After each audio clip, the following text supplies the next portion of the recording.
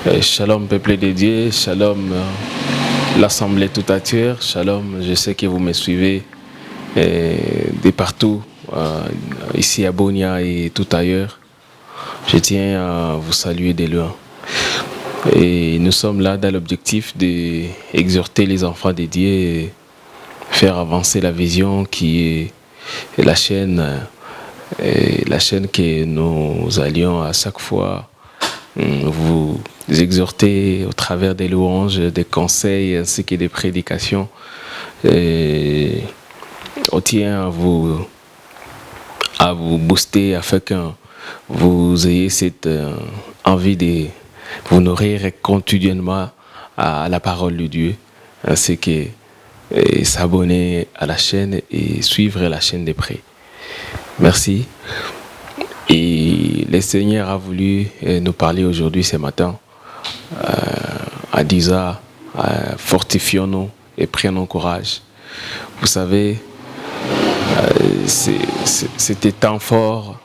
Nous sommes dans une situation cataclysme. Nous sommes dans des temps forts du pays. Nous sommes dans des temps forts de nos vies. Et à cela nécessite un soutien moral, un soutien spirituel, un soutien physique. Alors, partant de ce thème que nous avions choisi, de vous exhorter, nous également, et fortifie-toi et prends courage. Fortifie-toi et prends courage. Cela nous est arrivé à nous demander quelques questions. La première des choses est que pourquoi le Seigneur veut que nous nous fortifions?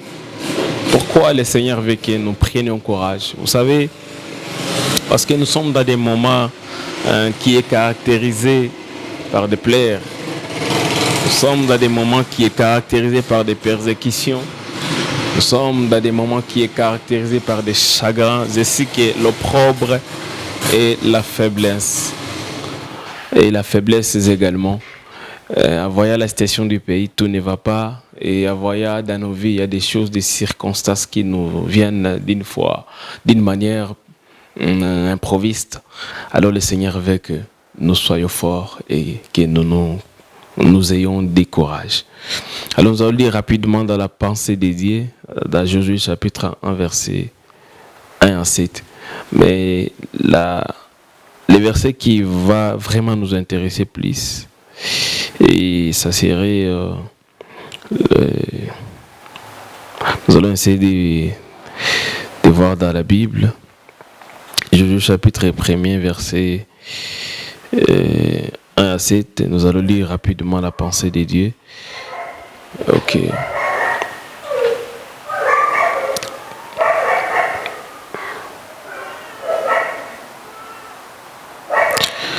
Josué chapitre 1, verset.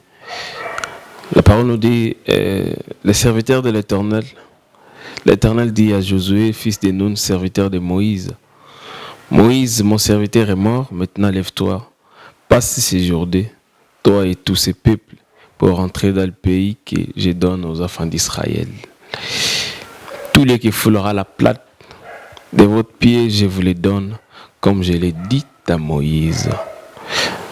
Vous aurez pour territoire, depuis le désert et le Liban jusqu'au grand fleuve. Les fleuves de l'Euphrate, tous les pays des Essiens et jusqu'à la grande mer vers le soleil couchant. Nul ne tiendra devant toi tant que tu vivras. Je serai avec toi comme je l'ai dit à Moïse.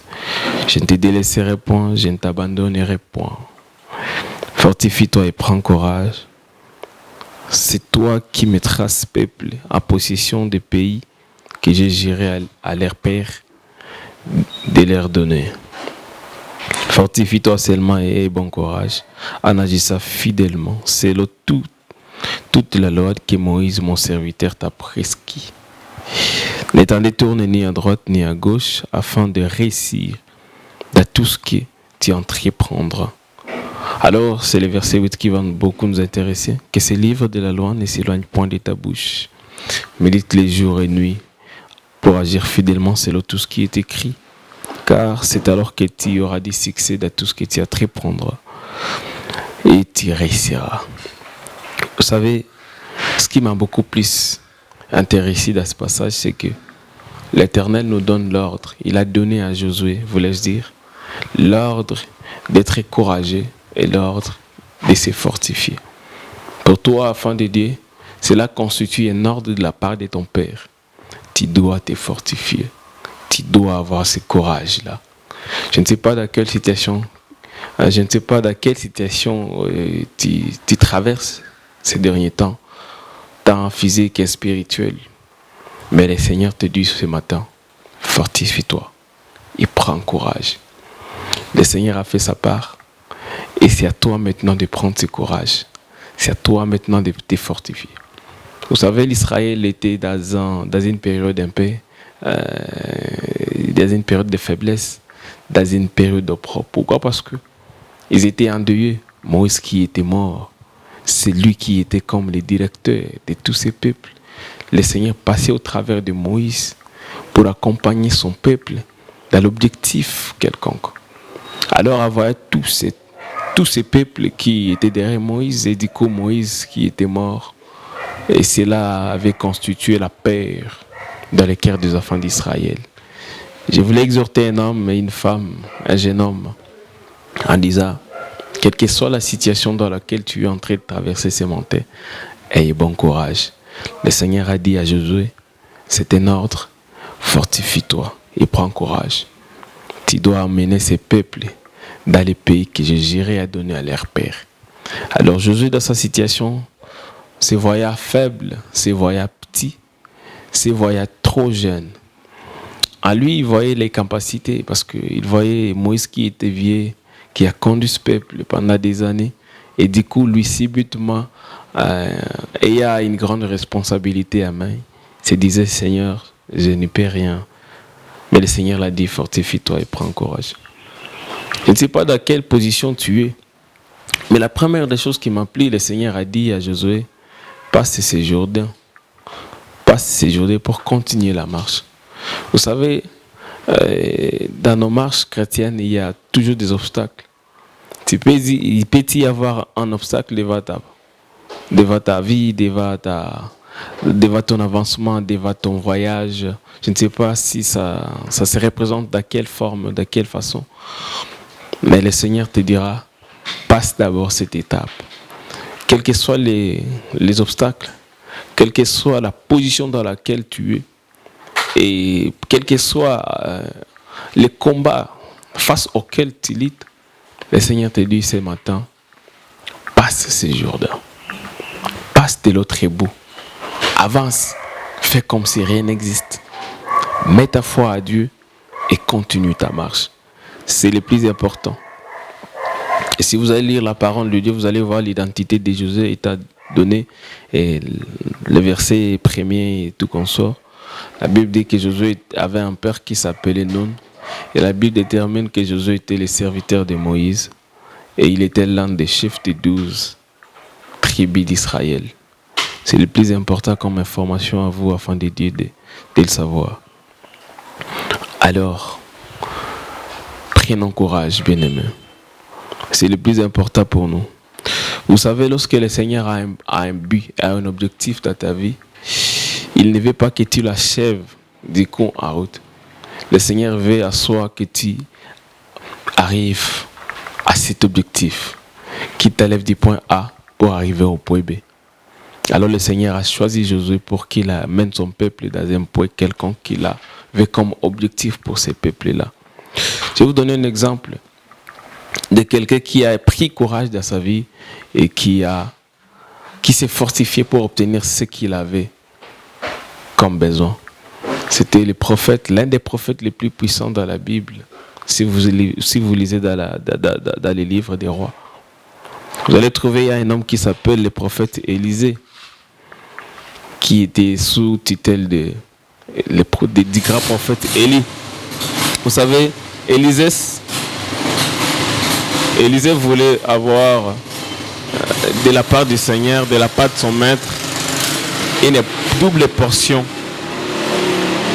Élisée voulait avoir une double portion d'Élie. Alors ce qu'il voulait, quels que soient les obstacles qui étaient devant lui, il s'était déterminé à les avoir.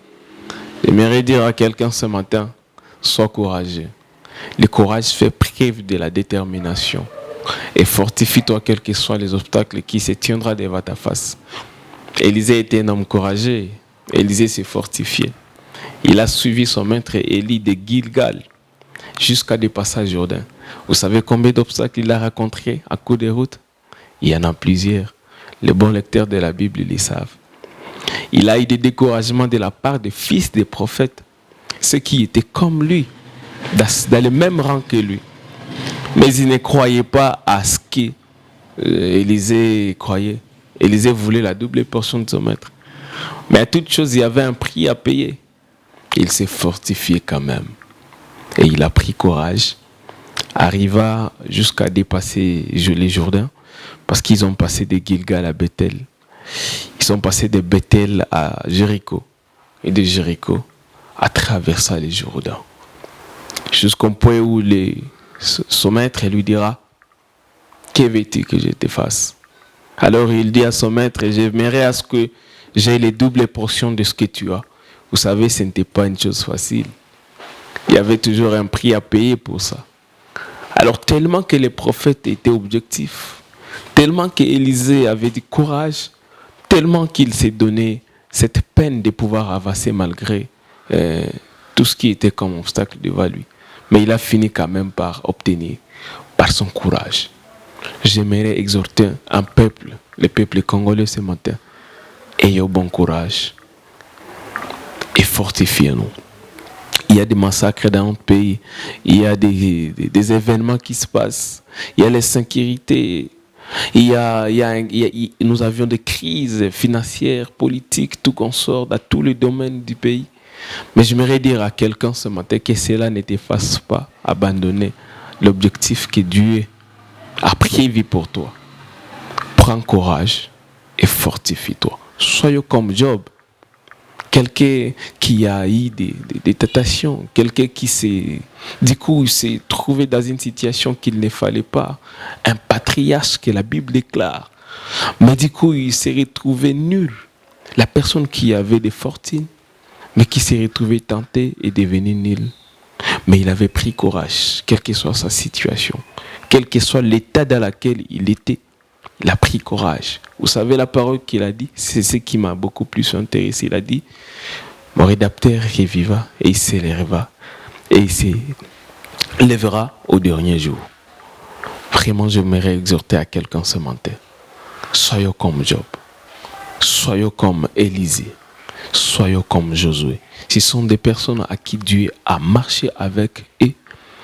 Et du coup, ils ont eu ce qu'ils voulaient. Ils ont arrivé au point final où Dieu avait prévu pour eux. Alors soyons courageux. J'aimerais exhorter à quelqu'un ce matin et dire, le courage où se réconforter, cela ne vient pas de nous-mêmes. Cela aussi a des moyens qui peuvent nous amener à se fortifier et à prendre courage. Alors nous allons voir quelques moyens qui peuvent nous faciliter à prendre courage et qui peut nous faciliter à nous réconforter. Le premier moyen, c'est la parole de Dieu. Vous savez, la première des choses, Dieu a dit à Josué, il a dit à Josué chapitre 1, verset 8 au 8e verset, il a dit que ces livres de la loi ne s'éloignent point de ta bouche. Médite les jours et nuits pour agir fidèlement selon tout ce qui est écrit.